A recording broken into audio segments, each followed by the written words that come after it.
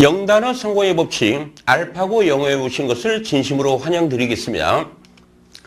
누구도 모방할 수 없는 30년 강의의 노하우가 집약된 어휘 암기의 혁명, 핵잼 어원 연상법이란 영어식 사고방식을 활용한 원어민의 학습법인 어원 연상법과 학생들이 쉽게 연상 암기할 수 있도록 개발한 꿀잼 연상법인 핵잼 연상법과 이미징 기법과 스토리텔링 기법을 활용을 해서 여러분들의 롱텀 메모리, 장기 기억 장치를 작동시켜주는 그러한 강좌가 되는 것입니다.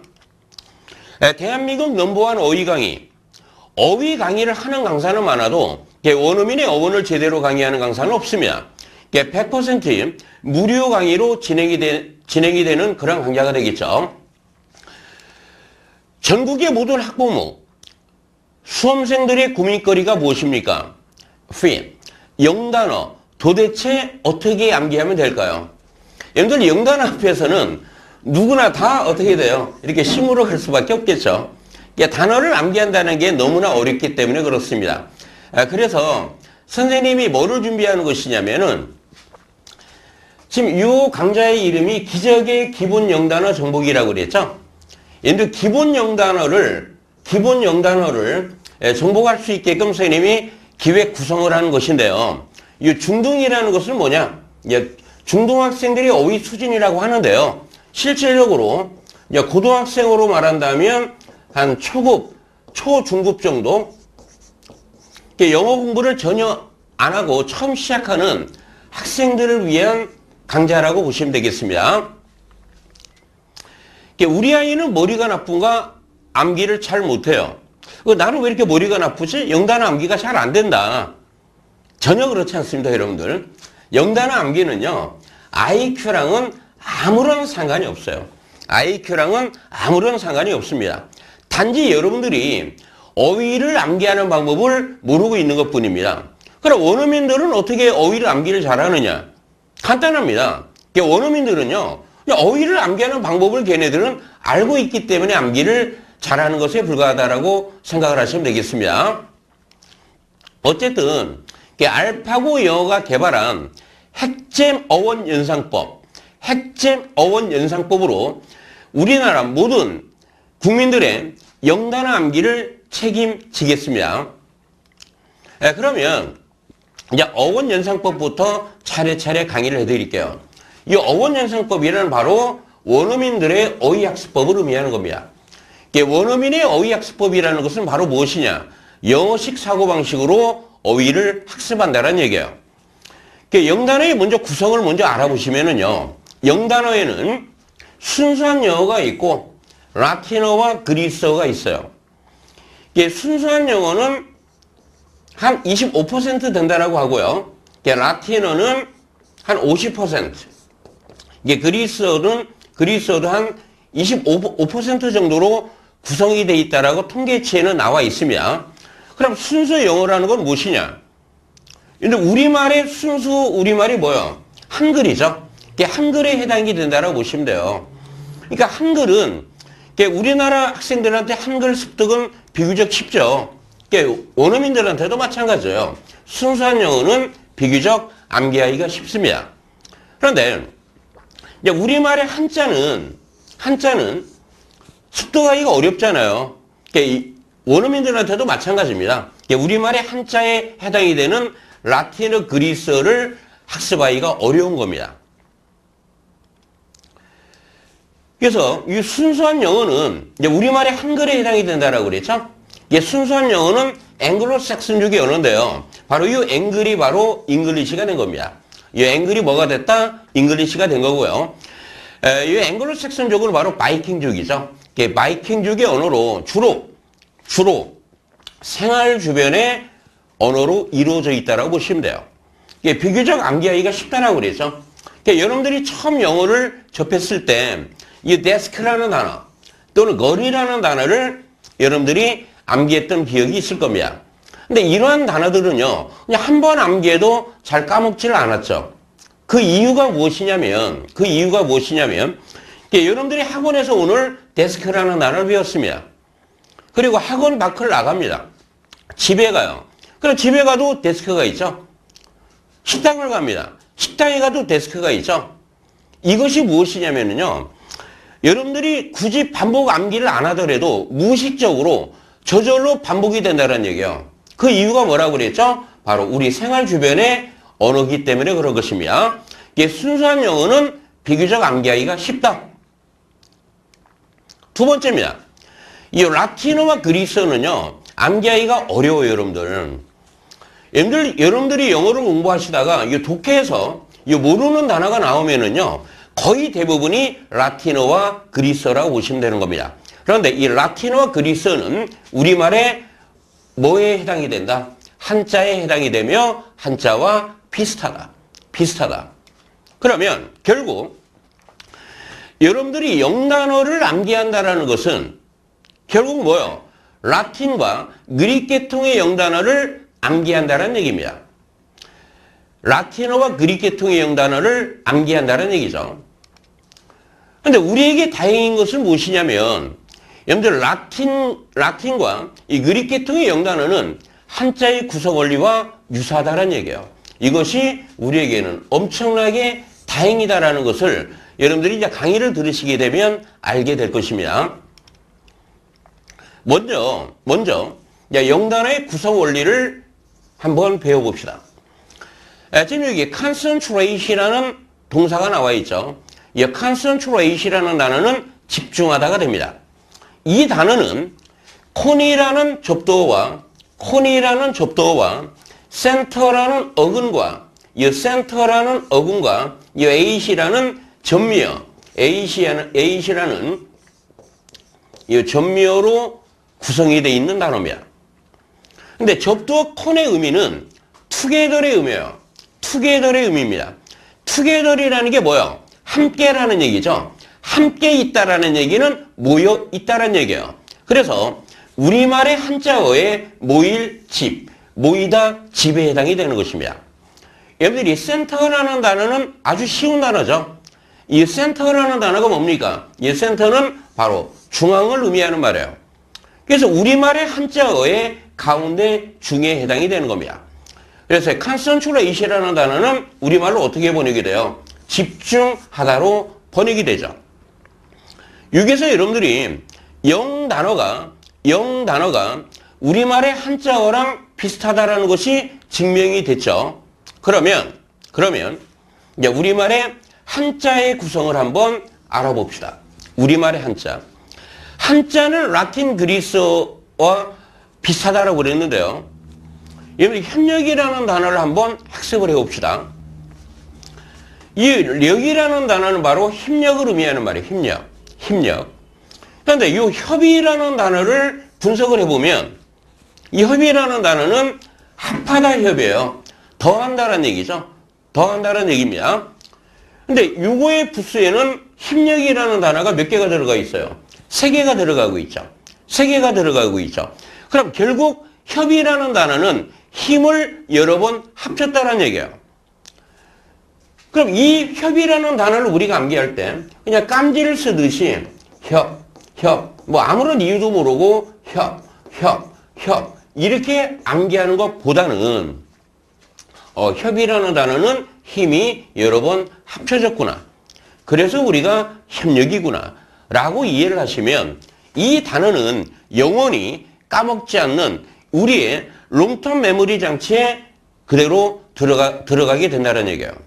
그런데 영어를 봅시다. 영어의 협력이라는 단어는 바로 cooperation이라는 단어가 있습니다. 그럼 co라는 단어는 아까 우리 배웠듯이 together이라고 그랬죠. 그럼 operation이라는 라틴어는 순수한 영어의 work에 해당이 되는 거예요. 그럼 결국 이 단어는 work together이 되는 겁니다. 이와 같이.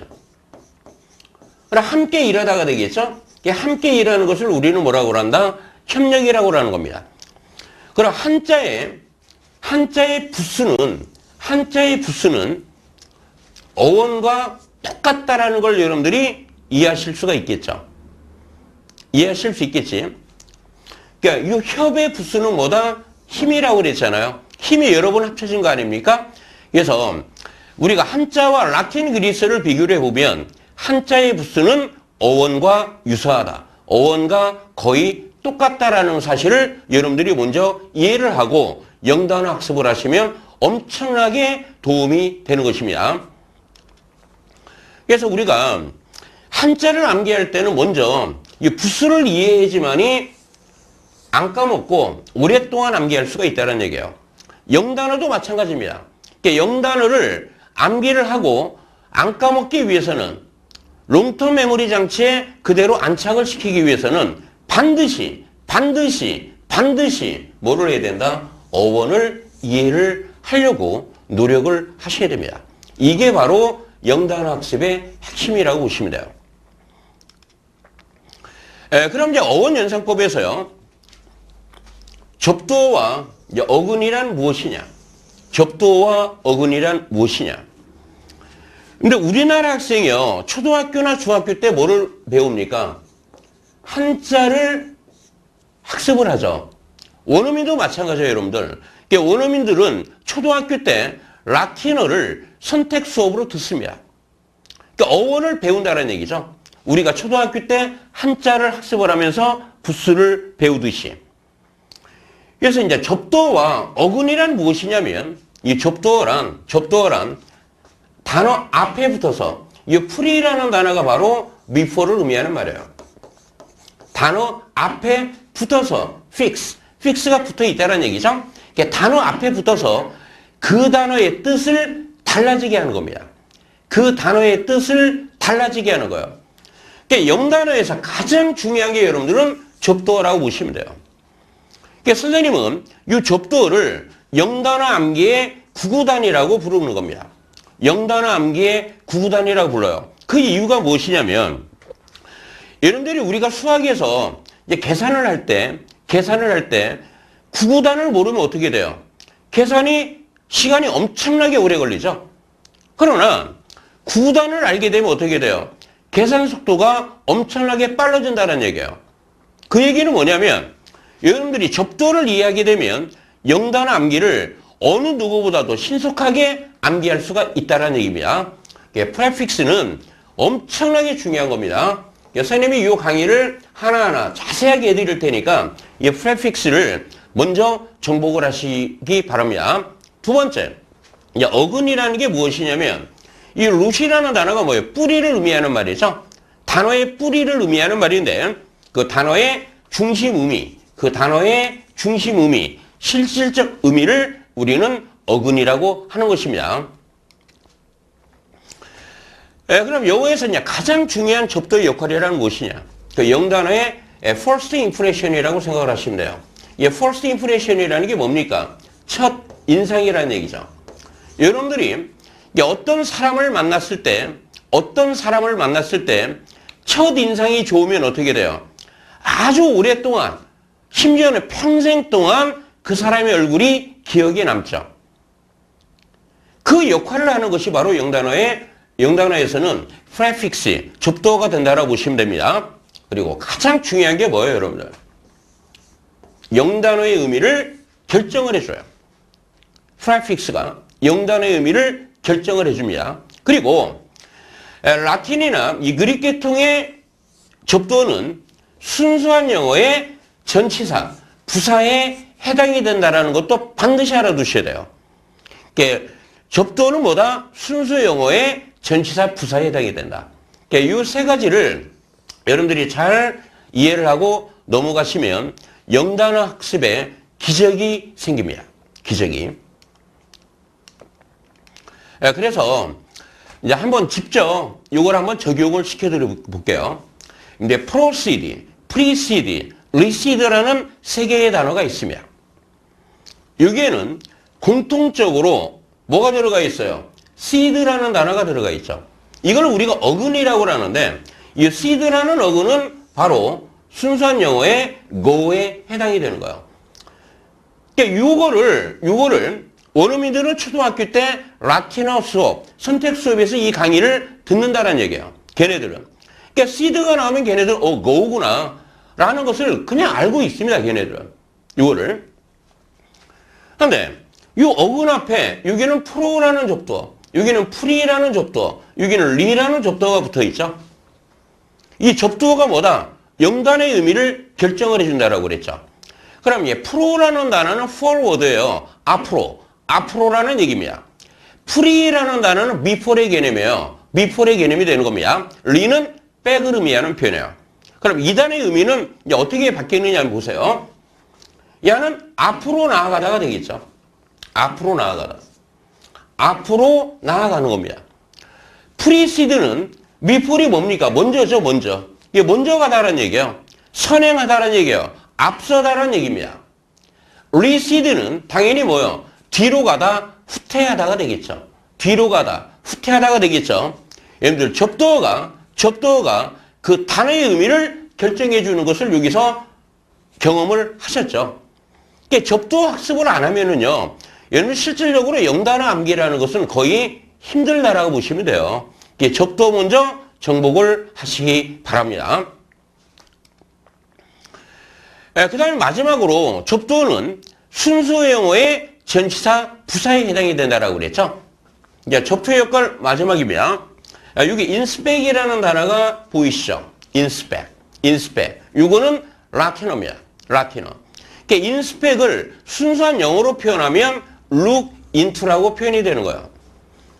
그러니까 어디 안을 보다니까 당연히 뭐가 되겠습니까? 조사하다가 되겠죠. 여러분들 보세요. 여기서 SP라는 단어는 순수한 영어의 look이라고 되어 있죠. 뭐 look이나 see 이 정도로 보시면 됩니다. 근데 spy라는 단어에도 뭐가 들어가 있어요? SP가 들어가 있죠. 그럼 spy가 무엇입니까? 다른 나라의 비밀을 엿보는 사람을 의미하는 거예요. 다른 나라의 비밀을 엿보는 사람을 의미하는 것이죠. 다른 사람의 비밀을 엿본다라는 개념에서 이 spy라는 단어가 탄생을 하게 되는 겁니다. 그러면 spec이라는 단어가 순수한 영어에서는 뭐다? look이다. in이라는 접두어가 순수한 영어에서는 뭐로 바뀌었어요? into로 바뀌고 있죠. 그러니까 순수한 영어의 전치사 부사는 라틴어 그리스어의 뭐에? 접두어에 해당이 된다는 것을 이해를 해 두시기 바랍니다. 그러면 우리가 이제 어휘 암기를 잘 하려면, 영단어 암기를 잘 하려면 어떻게 해야 되느냐? 먼저 접두어를 먼저 학습을 하셔야 돼요. 여러분들 접두어는요, 한 35개 정도만 학습을 하시면 돼요. 많지도 않습니다. 한 35개 정도만 학습을 하시게 되면 여러분들의 어휘력은요, 뭐 많은 어휘력에서 막 33,000 어휘력까지도 어휘력이 확장이 되는 것을 여러분들이 나중에 경험을 하시게 될 겁니다. 그러면 그 다음에 이제 접두어 학습이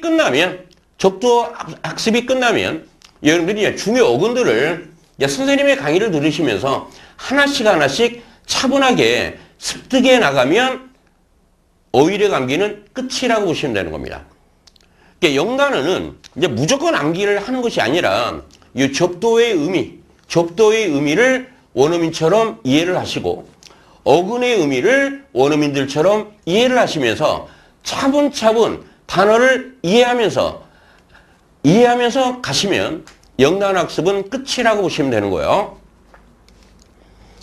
이제 그 다음에 이제 우리가 해결해야 될 게 또 있습니다. 이제 영어 학습에서 이제 가장 어려운 게 뭐냐면 바로 다이어 정복에 있는 거예요. 다이어. 컨텍스트라고 그러죠.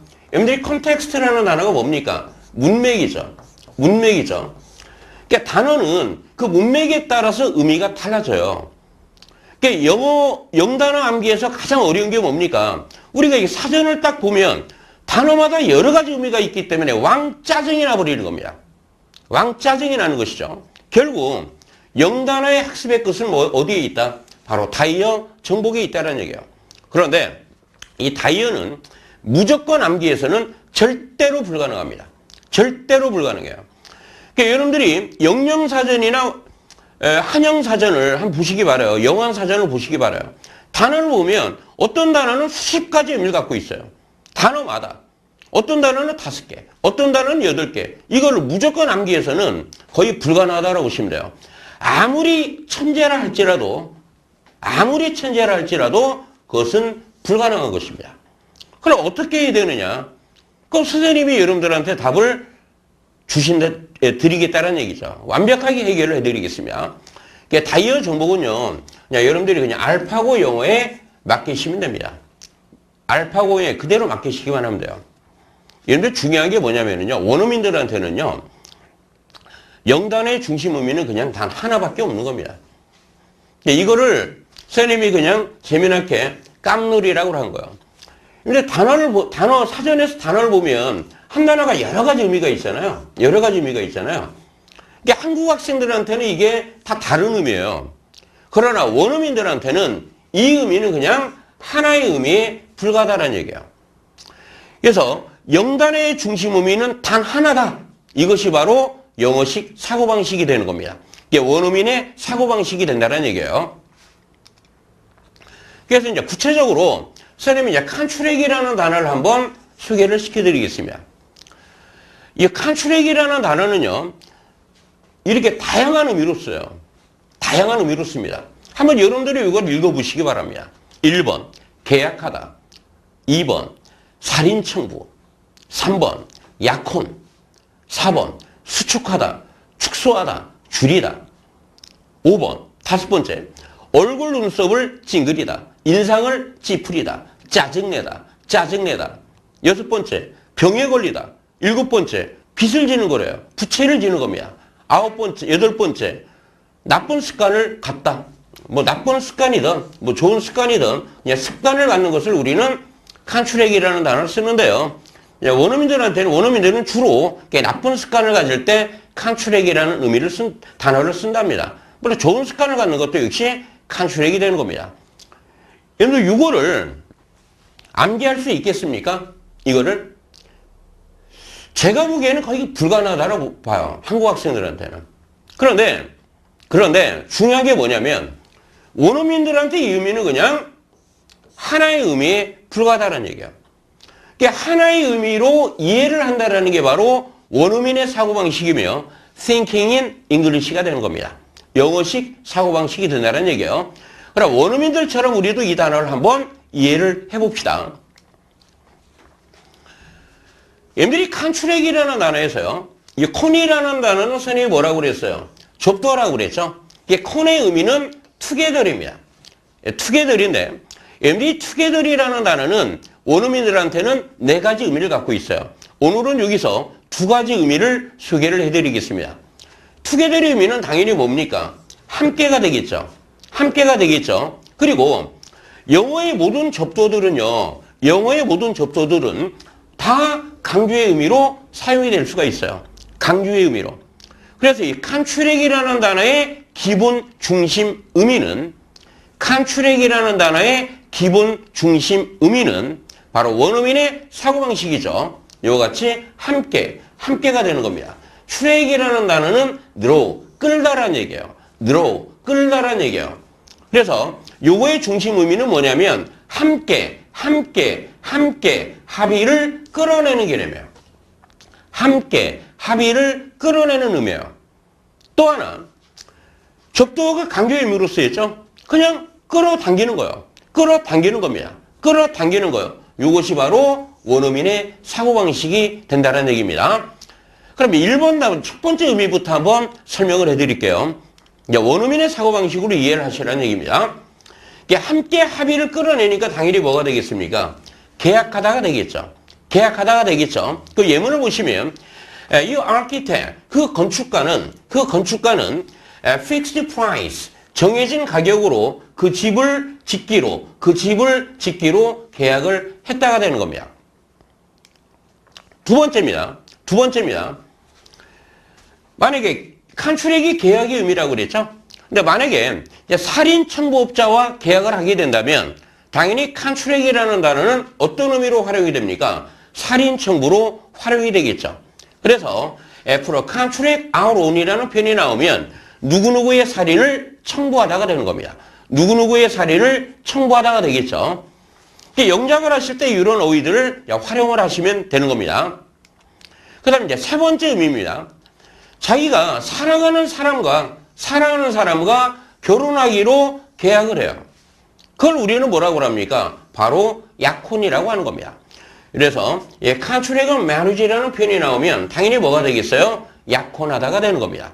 약혼하다가 되는 겁니다. 그 다음에 네 번째 의미를 보시기 바라요. 이 네 번째는 갑자기 이제 수축하다,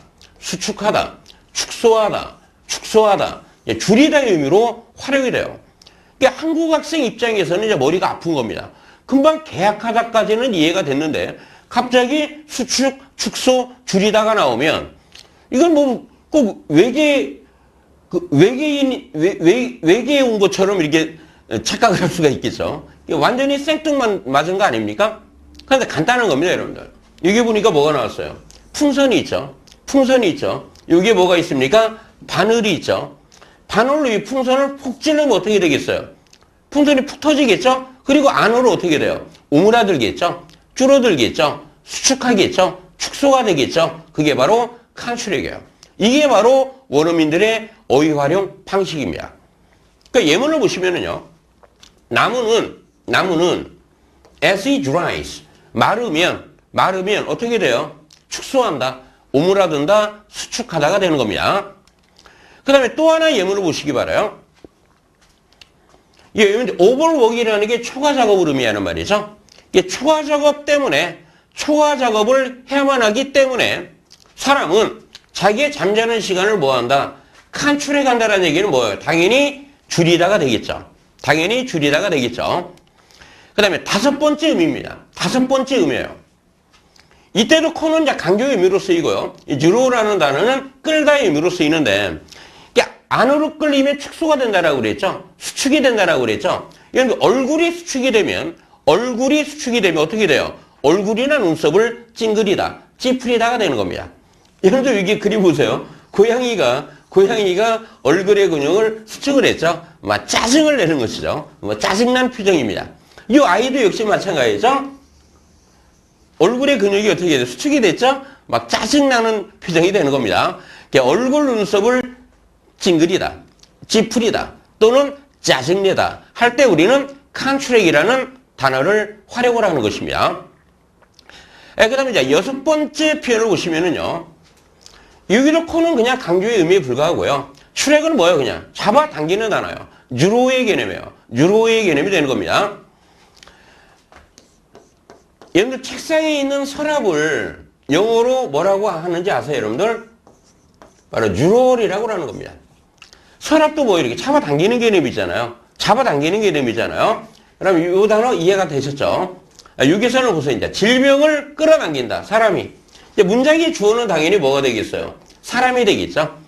질병을 끌어당기면 당연히 뭐가 돼요? 병에 걸리다가 되는 겁니다. 이게 원어민들의 어휘 활용 방식이에요. 그 다음 이제 일곱 번째 의미를 보시면은요. 이제 빚을 지다의 의미잖아요. 빚을 지다. 이제 맨 앞에 이 문장에도 주어는 당연히 사람이 되겠죠. 빚을 잡아당기면 빚을 갖게 된다는 얘기죠. 빚을 지다, 부채를 갖다. 이렇게 해석이 되는 겁니다. 그 다음에 이제 여덟 번째 마지막 의미죠. 여러분들이 습관을 끌어다녔다. 뭐 나쁘든 좋든 좋은 습관이든 나쁜 습관이든 내가 끌어당겼으면 뭐요? 그 습관을 갖게 된다는 얘기죠. 습관을 갖게 되다가 바로 컨트랙이라는 동사가 되는 겁니다. 컨트랙 bad habits. 그럼 어떻게 돼요? 나쁜 습관을 갖다, 악벽을 갖다 이렇게 번역이 되겠죠. 이게 바로 원어민들의 어휘 활용 방식이라는 걸 아셔야 돼요. 그럼 이 다이어가 여러분들 우리가 영어식 사고방식으로 이해를 했죠. 영어식 사고방식으로 이해했더니 어떻게 돼요? 완전히 우리한테 그냥 껌이에요, 껌. 너무나 쉽다라는 얘기죠. 이런 식으로 여러분들이 어휘 학습을 하나하나 해가셔야지만이 진정한 영어 실력자로 여러분들이 탄생하게 되는 것입니다. 여러분들 참 쉽죠? 여러분들 어휘 학습을요, 반드시 이런 식으로 학습을 하셔야 되는 겁니다. 이 여덟 가지 의미가 이해가 되면 바로 암기가 된 겁니다. 이것이 바로 원어민들의 어휘력이라는 걸 여러분들이 알아두셔야 됩니다. 두 번째입니다. 두 번째는 핵잼 연상법이에요. 핵잼 연상법입니다. 일명 꿀잼 연상법이라고도 하죠. 여러분들 핵잼 연상법이란 무엇이냐면 학습자에게 이제 학습자에게 친숙한 것들, 친숙한 연상법을 이 어소시에이션을 활용을 해서 아주 쉽고 재미있게 암기할 수 있도록 선생님이 개발한 이 알파고 영어에서 개발한 영단어 암기법이라고 보시면 돼요. 그러니까 이런 핵심 연상법은 이제 어원으로 설명이 힘들거나 어원보다 꿀잼 연상법, 핵심 연상법으로 하는 것이 쉬울 경우에 이 연상법을 활용을 하게 되는 겁니다. 그래서 핵심 연상법은요, 그냥 귀에 쏙쏙 들어오는 영단어라고 보시면 돼요. 귀에 쏙쏙 들어오는 영단어라고 보시면 되는 겁니다. 예를 들어, 이제 assiduous라는 단어를 암기를 시켜드릴게요. assiduous라는 단어를. 이 단어의 의미가 바로 부지런한인데요. 여러분들이 이 단어를 딱 보고 이 단어 암기가 가능하겠습니까? 이제 원어민들은 그냥 딱 보면 이 단어가 부지런한이에요. 원어민들은. 근데 한국 학생들은 이 단어를 보면 저게 왜 부지런하니 납득이 안 가겠죠? 그래서 선생님이 이제 이거를 이제 핵심 연상법으로 만든 겁니다. 이 ASSI라는 단어를 아씨로 연상을 하는 얘기예요. 아씨, 아가씨. 그러니까 여기 아가씨들이 뭐 하고 있습니까? 바느질을 하고 있죠? 바느질을 하고 있죠? 굉장히 부지런하죠? 굉장히 부지런하죠? 그래서 부지런함과 같이 연관을 시키는 겁니다. 보세요. 저 아가씨 참 부지런해. 저 아가씨 참 부지런해. 저 아가씨 참 부지런해. 이렇게 문장으로 연상을 하시면 아씨가 나오면 부지런하니구나. 이렇게 우리가 암기를 할 수가 있다는 얘기예요. 근데 원어민들한테는요, 이 단어가 아주 쉬워요. 여기 seed라는 어근이 있죠, seed. 이 seed라는 어근을 원어민들은 초등학교 때 라틴어 수업을 들으면서 seed는 seed이구나. 이렇게 배워요. 그 다음 AS라는 단어는 얘네들은 AD인데 이 AD는 전치사 투다라고 이미 초등학교 때 원어민들은 다 학습이 돼 있는 겁니다. 그럼 이건 어디 쪽에 가서 앉아 있다는 얘기죠. 지금 여러분들은 선생님의 강의를 듣고 있는 지금 여러분들은 책상에 가서 앉아 있죠. 책상에 앉아서 뭐 하고 있습니까? 지금 열심히 부지런히 공부를 하고 있다는 얘기죠. 이게 바로 어원 연상법이에요. assiduous라는 단어는 책상에서 앉아서 열심히 공부를 한다. 부지런히 뭔가를 한다라는 개념에서 나온 단어가 되는 겁니다. 선생님이 이거를 핵심 연상법과 어원 연상법 두 가지로 다 설명을 해드린 거예요. 그럼 일단 이 단어를 암기를 하는 데 있어서 핵심 연상법으로 암기를 하게 되면 이 부지런함은 암기가 되겠죠. 그런데 이제 seed라는 단어가 들어가 있는 다른 단어는 이제 암기할 수는 없는 겁니다. seed가 들어가 있는 다른 단어를 암기하기 위해서는 이걸 어원으로 암기하는 것이 훨씬 중요하다는 얘기죠. 어원으로 암기를 하게 되면 어휘력 확장이 무한하게 늘어나요. 무한하게 늘어나는 겁니다. 두 번째입니다. content이라는 단어를 암기를 해봅시다. 이 단어의 의미가 형용사로 쓰이면 만족하는 의미예요. 동사로 쓰이면 만족시키다가 됩니다. 만족시키다가 돼요. 요거의 동요에는 동사로는 satisfy라는 단어가 있죠. satisfy라는 표현이 있죠. 만족하다라는 표현은 어떻게 표현하면 돼요, 그럼? satisfied. 이렇게 표현을 하면 되겠죠. 근데 이 단어를 암기를 할 때, 연상법으로 암기를 하는 겁니다. 코는 큰이다. 코는 큰으로 연상을 하고요. 텐트는, 여러분들 여행 가서 자는 텐트로 연상을 하시라는 얘기예요. 그래서 이거를 이런 식으로 암기한다는 얘기예요. 큰 텐트에서 자면 마음이 뿌듯해. 큰 텐트에서 자면 마음이 뿌듯해. 뿌듯해, 만족해. 똑같은 말이죠. 이런 식으로 해서 이거를 연상을 할 수가 있다는 얘기예요. 핵심 연상법이죠. 일단 귀에 쏙쏙 들어오는 건 맞습니다. 그런데 여러분들이 콘텐트라는 단어는요, 이 만족함의 의미뿐만 아니라 내용의 의미로도 쓰이고 목차의 의미로도 쓰이고 콘텐츠의 의미로 쓰이죠. 우리 학생들한테는 매우 쉬운 단어가 되지만 봅시다 한번. 이거를 이제 어원연상법으로 선생님이 소개를 해드리겠습니다.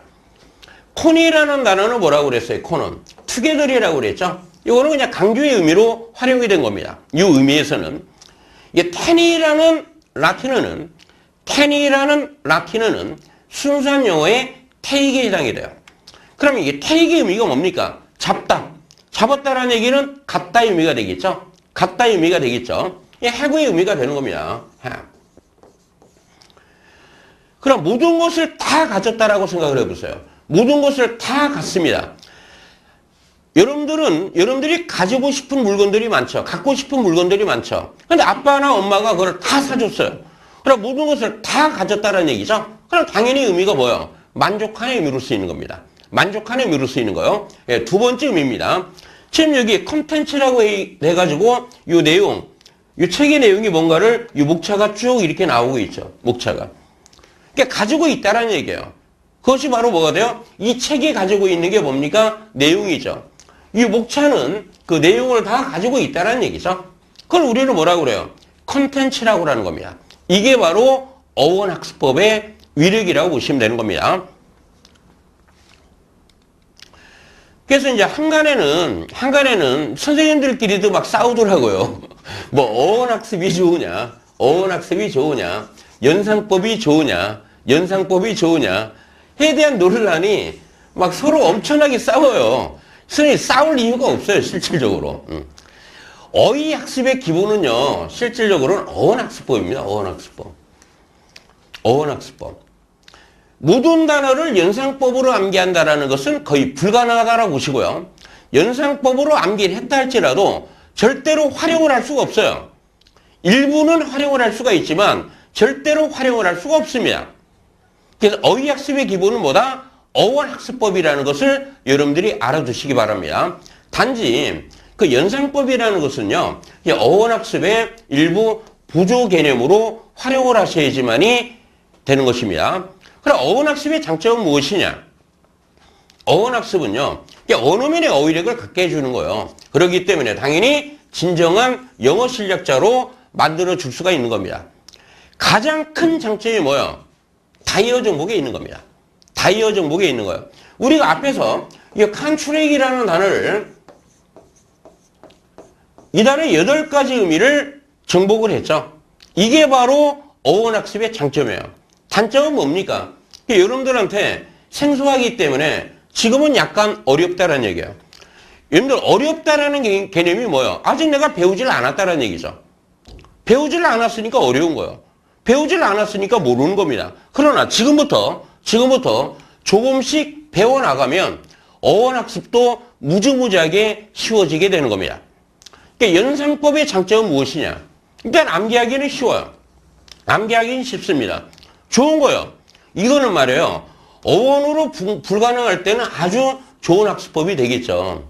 또는 어원으로 했을 때의 효율성보다도 어원으로 암기했을 때보다의 효율성보다도 만약에 연상법으로 암기했을 때 효율성이 더 좋다. 그럼 당연히 연상법으로 하면 되는 겁니다. 단점은 무엇이냐? 다이어 정복이 전혀 불가능해요. 그리고 억지가 너무나 많아요. 억지가 너무나 많습니다. 그러니까 억지가 어느 정도만 되면 상관이 없는데요. 모든 단어를 다 억지로 암기하려면 나중에는 더 힘들어진다는 걸 아셔야 됩니다. 어쨌든 간에 선생님은 두 방법을 다 추천을 해드립니다. 두 방법을 다 추천을 해드리는데 기본은 뭐다? 어휘학습의 기본은 뭐다? 어원학습이다. 연상법의 활용은 언제 하느냐? 설명을 해드렸죠. 어원으로 불가능할 때 또는 어원으로 암기하는 것보다 더 효율적일 때는 당연히 연상법으로 활용을 하면 되는 겁니다. 그러니까 선생님의 어휘 강의의 제목이 뭡니까? 핵잼 어원 연상법이라고 그랬죠. 핵잼 어원 연상법이라고 그랬죠. 두 가지 방법을 적절하게 효율적으로 활용을 해드릴 겁니다. 영단어 성형의 법칙 알파고 영어가 바로 대한민국 영단어 암기 다 책임을 져드리겠습니다. 선생님의 강의를 차분차분 쫓아오시기 바랍니다. 그러면 반드시 여러분들의 어휘 암기는 반드시 성공을 할 수 있게 될 것입니다. 여러분들 강의를 들으시고요. 예, 구독 버튼을 좀 눌러주시고 강의가 만족이 된다면 좋아요 버튼을 좀 눌러주시고요. 예, 지인들과 공유하는 센스를 선생님한테 발휘를 해주시면 선생님한테 많은 용기가 될 것입니다. 그렇게 되면 유튜브에서 제공하는 훨씬 좋은 서비스를 제공받을 수가 있습니다. 여러분들이 구독 버튼을 누르시면은요, 선생님이 이제 매일매일 영단어 강의를 해드려요. 그럼 여러분들은 집에서 편안하게 매일매일 영단어 배달을 받으실 수가 있습니다. 여러분들의 영단어 암기 성공을 기원해 드립니다.